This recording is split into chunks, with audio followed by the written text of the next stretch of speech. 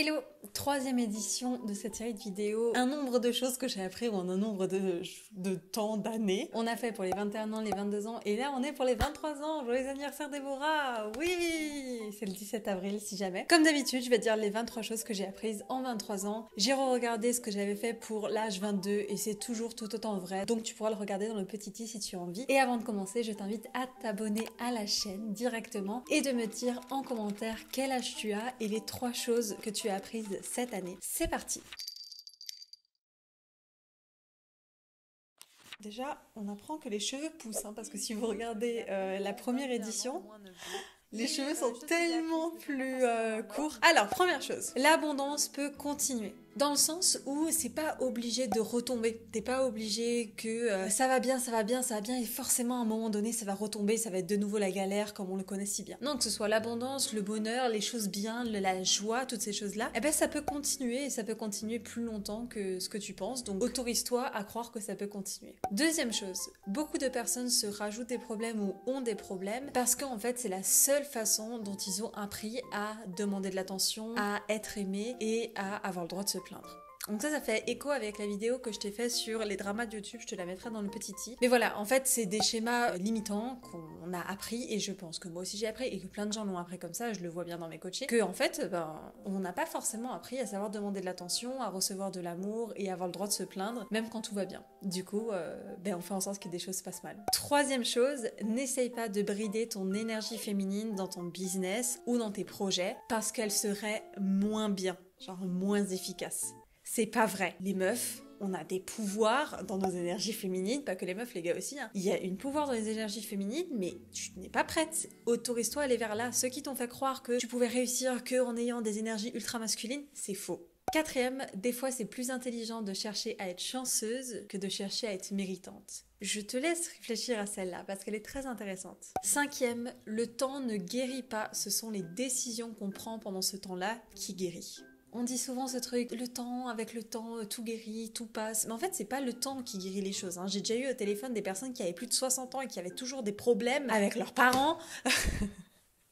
Et c'est pas le temps, en fait, c'est les décisions que tu vas prendre pendant ce temps-là qui vont faire en sorte que tu guérisses ou non. Donc prends des décisions pour guérir, pour aller bien, pour être heureuse dans ta vie. Sixième chose, c'est qu'on a le droit de mettre en avant et de légitimiser ses dons, même si ils sont pas conventionnellement mis en avant. Typiquement, si tu es une très bonne artiste, mais que t'as jamais fait d'école d'artiste, ça veut pas dire que t'es une mauvaise artiste, t'as le droit de légitimiser tes dons là-dedans, légitimiser ton propre apprentissage en autodidacte. Pour plein de choses comme ça, mets-les en avant, sois-en fier, légitimise-les, au lieu d'attendre qu'ils soient obligés d'être faits de façon conventionnelle. Septième, très importante celle-là, nourrir tes plaisirs, ce n'est pas futile. Et même si tu n'en as pas besoin, ce n'est pas futile. Je te jure, dans ma vie, quand j'ai commencé à pas juste nourrir mes besoins, mais à aller commencer à nourrir mes plaisirs, mes envies, oh là là, mais ça te fait de monter de qualité de vie de ouf. Donc voilà, va les nourrir. 8. Savoir se reposer, c'est primordial pour ta réussite. C'est un ingrédient essentiel pour ta réussite. 9. Très rapide, mais je la glisse comme ça. C'est pas parce que c'est un homme qu'il est plus légitime que toi et qu'il est meilleur que toi. Je le pose juste là, comme ça, sur la table, au cas où. 10, celle-là est très importante et j'en parle beaucoup sur ma chaîne coaching. D'ailleurs, si t'es toujours pas abonné à la chaîne coaching, vas-y. Le contraire de faire trop, ce n'est pas faire moins, mais c'est être mieux. 11.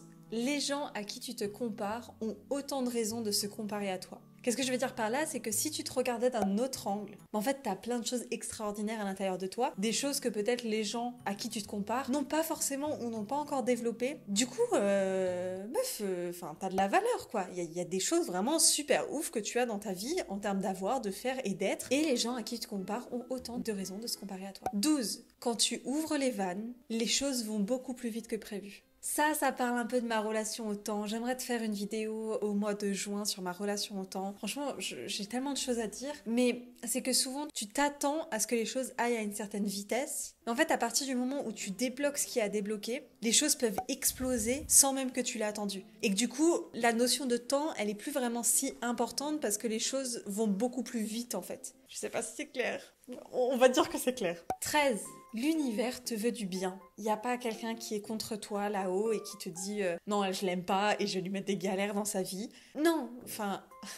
non, l'univers te veut du bien. 14. Elle est très importante celle-là parce qu'on aime bien se mentir à soi-même. Hein. Mais ne pas prendre de décision, c'est en fait prendre une décision, qui est celle de ne pas en prendre. Donc si par exemple demain tu veux pas dire à ton crush que tu le kiffes, bah en fait tu prends la décision de pas lui dire et d'aller construire ta vie dans la direction de j'ai pas dit à mon crush que je le kiffais. Donc ne pas prendre une décision, c'est en fait en prendre une, qui est celle de ne pas en prendre. 15. Tu as déjà le non, alors va chercher le oui. Alors ça c'est pour toutes les personnes qui ont des peurs de l'échec, qui ont des peurs d'être rejetées, de recevoir un non quand tu vends des produits ou même quand tu fais d'autres choses dans ta vie. En fait tu as déjà le non de base. Tu peux que soit avoir le non que tu avais déjà, soit avoir le oui. Si je reprends l'exemple de ton crush, tu as déjà le non. Dans tous les cas t'es déjà en échec vu que là il t'a rien dit ton crush. Donc au mieux t'auras un oui et au pire tu seras au même stade que tu es aujourd'hui. Bon bah t'as déjà le non, alors va chercher le oui. 16. C'est en ne prenant pas de risques que en fait tu en prends un. Tous les endroits où tu essaies d'être dans la sécurité, que tu essaies de prendre zéro risque, parce qu'il faudrait pas prendre de risque, ben en fait le fait de rester dans cette situation, c'est clairement prendre un risque, et pas celui que tu voudras en général. Avant que je passe à la suite, n'oublie pas de me dire en commentaire ton âge et 3 choses que tu as apprises cette année, ça me ferait trop plaisir, au moins on se chauffe les méninges un peu toutes ensemble.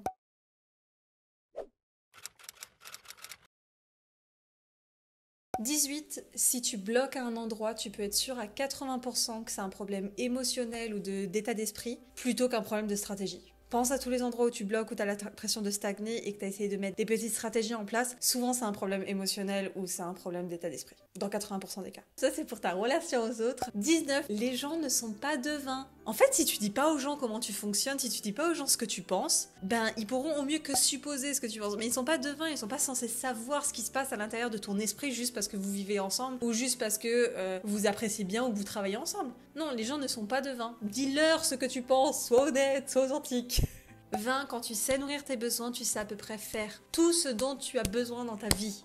Ça, c'est la magie du pilier numéro 1. Je t'avais fait une vidéo, un podcast, je crois, sur le pilier numéro 1. C'est la méthode que j'utilise pour mon coaching de base. Mais quand tu sais nourrir tes besoins, tu sais à peu près faire tout ce dont tu as besoin dans ta vie. Et ça, c'est extraordinaire. Non, mais vraiment, je suis un peu surexcitée là, il faut que je me calme. 21. Un objectif n'est pas fait pour qu'il soit atteint. Un objectif, il est là pour te donner l'énergie nécessaire d'aller dans la bonne direction. On s'en fiche que tu aies validé tes examens ou que tu aies vendu le produit que tu voulais vendre ou que tu aies un mari et 2 chiens. En fait, ce qui est important, c'est qu'au moment où tu donnes ces objectifs, ça te donne assez d'énergie pour avancer dans la direction que tu veux dans la vie. Si au milieu, tu dois rechanger parce que tu as un nouvel objectif qui te donne une meilleure direction, ben c'est génial, le premier objectif aura fait son boulot. 22.